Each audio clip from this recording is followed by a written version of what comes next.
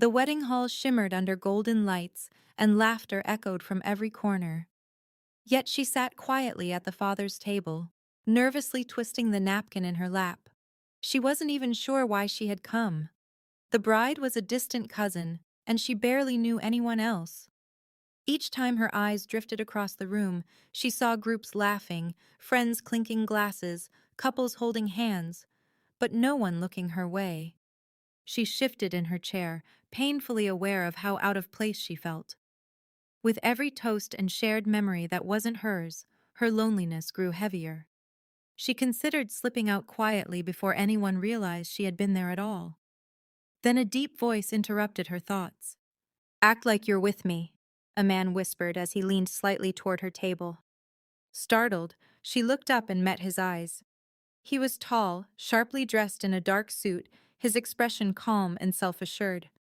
Before she could respond, he offered a warm smile and sat beside her.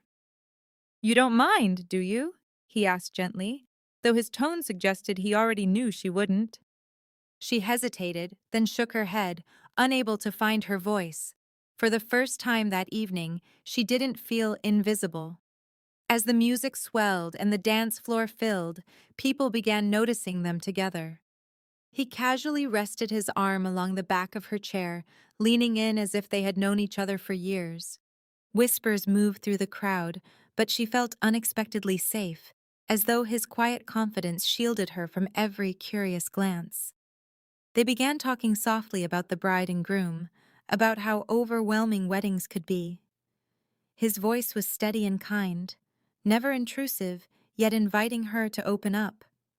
Soon she found herself laughing, truly laughing, for the first time in months. The loneliness that had clung to her like a heavy coat started to fall away. At one point, he reached across the table and lightly touched her hand. "They're watching," he murmured with a playful smirk. Her heart skipped, not because of the gesture, but because she realized she didn't mind pretending. Not with him. In fact, for the first time all night, it didn't feel like pretending at all. As the evening stretched on, the bride approached, surprised. "I didn't know you two knew each other," she said brightly. "Old friends, just catching up," he replied smoothly, giving her a reassuring glance. She played along, smiling shyly, her heart racing at the thrill of sharing a secret only they understood. When the night began to wind down and guests left in pairs, laughter fading into the cool air, she stood awkwardly, unsure what to say now that their act might be over.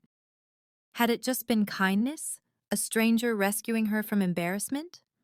Or was there something more in his steady gaze? He walked her outside, the soft glow of streetlights casting gentle shadows around them. "You looked like you needed someone tonight," he said simply. There was no flirtation in his voice, no hidden motive, just sincerity. Her throat tightened and tears threatened to rise. He was right. "Thank you," she whispered. "I don't even know your name." He smiled and properly extended his hand this time. "Ethan," he said. She took his hand, her fingers trembling slightly, but the warmth of his grip steadied her. She told him her name in return, and in that quiet exchange, it felt like the beginning of something neither had expected.